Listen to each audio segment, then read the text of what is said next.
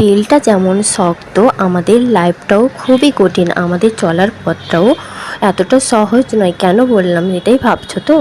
বেলের ওপরটা খুবই শক্ত, সেরকম আমাদের লাইফটাও খুবই ডিফিকাল্ট। প্রাকৃতিক নিয়মে বেল যেমন শক্ত হয়, বেল তো শক্ত থাকবেই, তো আমাদের চলার পথটাও সেরকম কঠিনই হবে। তো আমাদেরকে সেটা খুবই সহজ এবং সরল করে নিতে হবে, সেটা নিজেদেরকেই করতে হবে। কেউ কিন্তু করে দিবে না, কারোর উপর ভরসা করো না, কেউ তোমাকে কিন্তু ভালো রাখার জন্য থাকবে না। নিজেকে ভালো রাখার জন্য নিজেকেই দায়িত্ব নিতে হবে।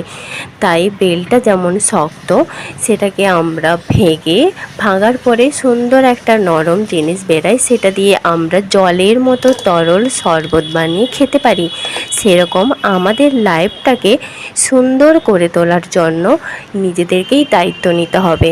বেলের শরবত তো আমরা সকলেই খেয়েছি, কিন্তু বেলের শরবতটাকে একটু ডিফারেন্ট করে যদি আমরা তৈরি করি, তাহলে আরও একটু বেশি সুন্দর লাগবে, আর আমাদের মনটাও আরও একটু বেশি ভালো হয়ে যাবে।